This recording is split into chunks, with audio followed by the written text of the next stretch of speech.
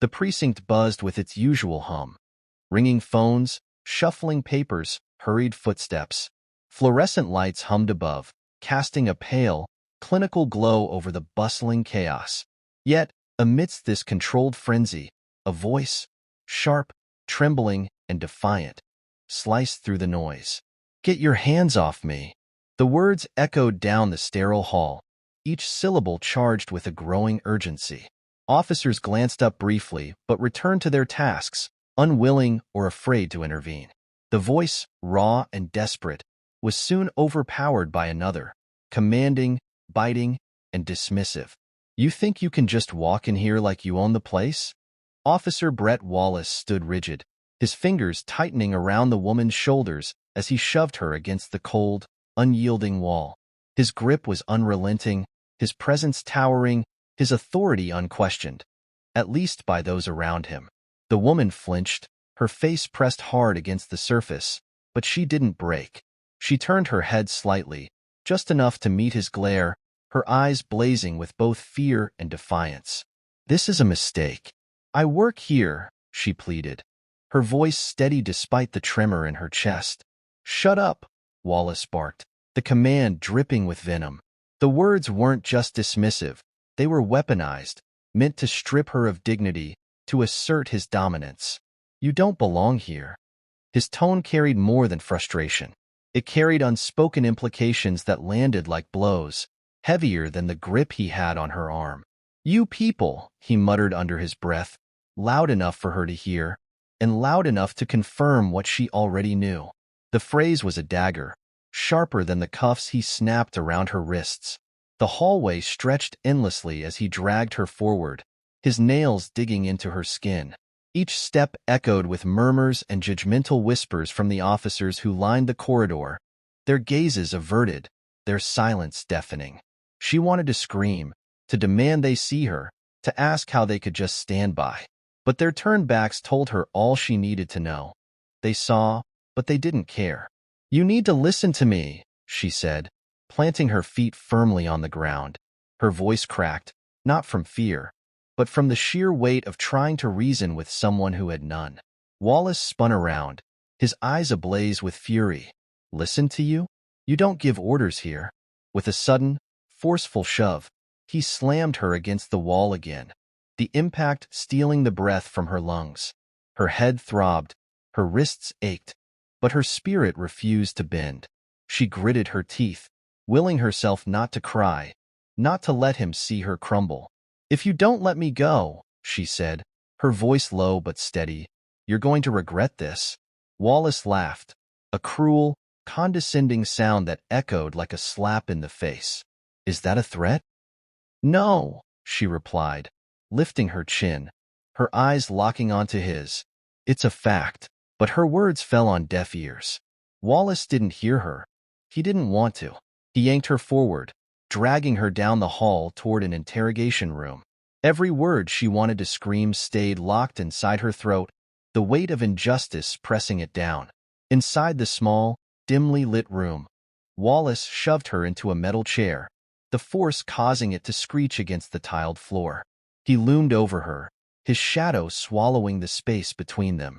"We'll see how tough you are in a cell," he sneered, his voice dripping with contempt. She stared back, her chest heaving, her resolve hardening with every passing second. "You don't even know who I am," she said, her voice calm but laced with quiet fury. "And I don't care."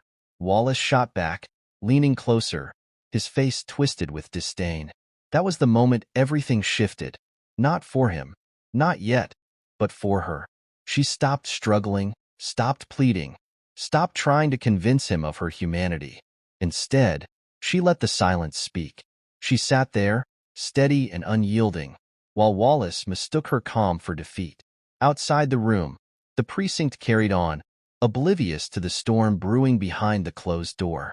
Footsteps echoed in the hall, voices rose and fell, and then, a name. A name that pierced through the chaos like a beacon. The door to the interrogation room swung open with authority, and the temperature in the room seemed to drop.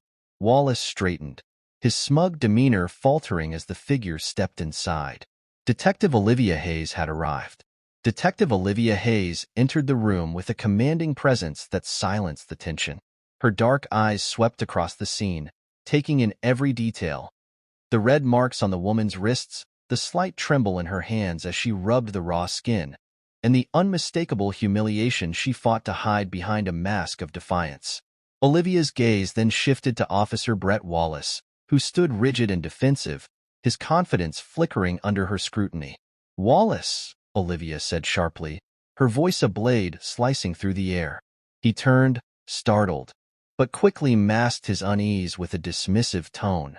"Detective Hayes, I've got this under control." "No," Olivia replied, stepping forward, her tone leaving no room for argument. "You don't." Wallace hesitated, his jaw tightening as uncertainty crossed his face. But his arrogance quickly reasserted itself. "Stay out of this, detective. I know what I'm doing." Olivia's expression hardened, her voice firm and unwavering. "Take the cuffs off. Now." The room grew still, the fluorescent lights buzzing faintly overhead. Wallace's hesitation hung heavy in the air, his hand twitching as if debating whether to comply. "Excuse me," he said, his voice laced with disbelief. "You heard me," Olivia repeated, her eyes locking onto his with an intensity that left no room for defiance.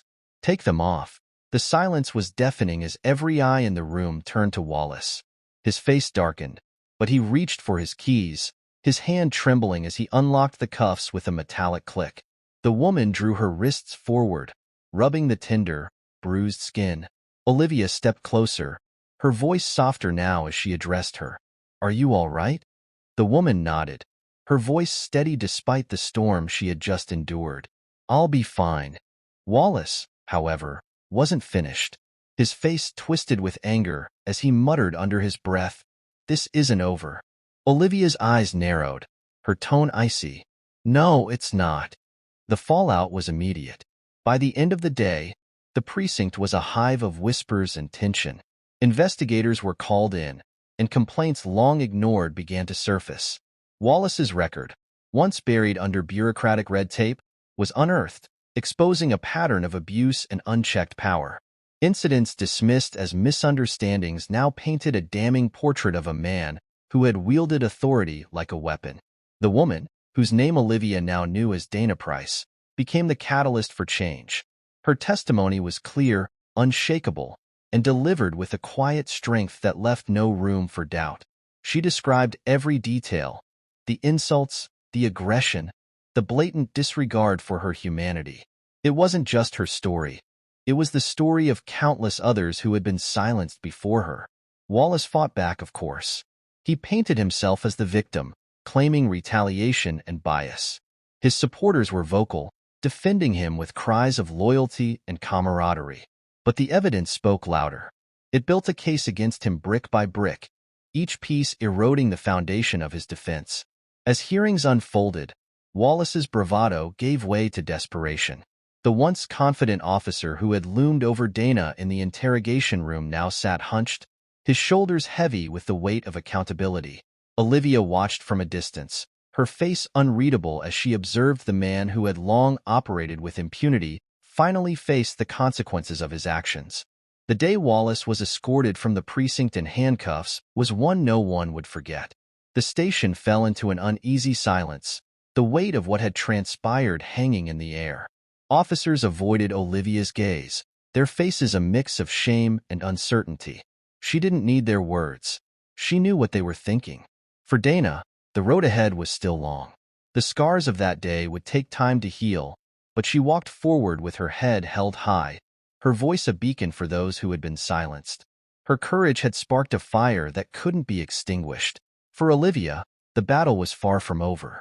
She knew that Wallace was just one piece of a much larger problem. The culture that had allowed him to thrive wouldn't change overnight, but she was prepared to keep fighting. Each step forward was a victory, each wall broken down a testament to the strength of those who refused to back down. One battle had ended, but the war for justice had only just begun.